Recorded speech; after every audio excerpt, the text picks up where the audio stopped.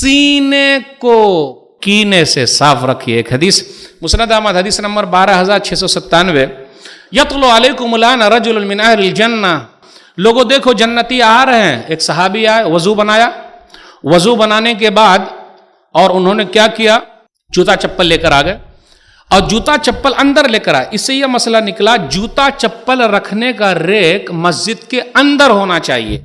अगर मस्जिद के बाहर रहेगा तो गड़बड़ी हो जाएगी। क्यों? नया चप्पल पहन के आया, नया जूता पहन के आया, कोई लेके भाग जाएगा तब तो नमाज में खड़ा रहेगा और दिल कहाँ अटका रहेगा, यार मेरी चप्पल बची की गई, मेरा जूता बचा के गया। अब देख रहे हैं आप इस हदीस से एक मसला कैसे आप निकाल सकते हैं। उसके बाद 3 मरतबा नबी सल्लल्लाहु अलैहि वसल्लम ने फरमाया जन्नती आ रहे हैं, जन्नती आ रहे हैं, जन्नती आ रहे हैं। एक सहाबी गए और सुनने में आया कि आप जन्नती हैं, ज़रा मैं आपके यहाँ रहना चाहता हूँ। ठीक, आ जाइए, 3 दिन के लिए मेहमान। और आजकल तो मेहमान को देख के ही लोग भागते। अल्लाह मेरे रिस्क की बरकत न चली जाए, 2 रोज से घर में कोई मेहमान नहीं है। आपकी तकरीर असरअंदाज होगी, आपकी दावत शेर व शायरी भी कीजिए भाई, क्योंकि शौरा हजरात भी मजलिस में बैठते हैं। यार मौलवी साहब कुछ बोले नहीं। 1-2 जगह मैंने कुछ अशार जो रटे रटाए पढ़ दिए तो 1-2 शायर मिले, मौलवी साहब आप ही पढ़ते हैं और मेरे मन की बात आप करते हैं। तो कई लोग मजलिस में बैठते हैं, हर तरह के लोग बैठते हैं। आप वन साइड बात कीजिएगा तो नहीं चलेगा। पब्लिक को देखकर हमारी तकरीर असरअंदाज क्यों नहीं होती है कि हम सिर्फ वन साइड चलते। भाई लेडीज भी आई हुई हैं तो अपनी तकरीर को मिक्स करके लिखिए ताकि लेडीज को भी कुछ मिल जाए। एक चीज और, अक्सर तकरीरें आजकल सिर्फ मनहजी हो रही है, सीने पर हाथ बांधा कि नहीं बांधा, रफ़ाए दैन किया कि नहीं किया। इस्लाही भी तकरीर कीजिए भाई। तो वो हदीस खत्म करके मैं अपनी बात खत्म करूंगा। तो सहाबी गए, उनके यहाँ 3 दिन रहे, टुकुर टुकुर ताक रहे हैं। अब ये टुकुर टुकुर ताक रहे हैं, ये लफ्ज कहीं आपको मिलेगा? रात में टुकुर टुकुर ताक रहे कि भाई ये नया क्या काम करते, 3 दिन कुछ भी नया नहीं किए।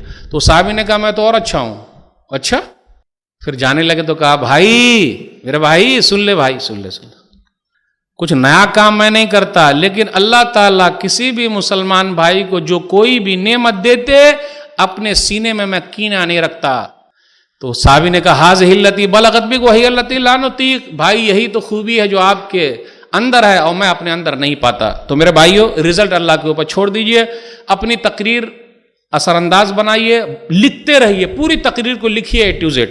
जो मैं करता हूं वो मैंने आपके सामने रख दिया, मिलते भी रहिए। मैं सबकी तकरीर सुनता हूं, लेकिन अपने क्या लोगों ने फिक्स नहीं, हमको सिर्फ यहीं की सुनना, उनकी नहीं सुनना, उनकी नहीं सुनना, नहीं, सबकी सुनिए, अंदाज अपना अपनाइए, अंदाज खुद कर, और जितना ज्यादा सुनिएगा उतना फायदा। उलमा लोग दूसरे आलिम की तकरीर सुनते ही नहीं। सही बोला कि गलत बोला?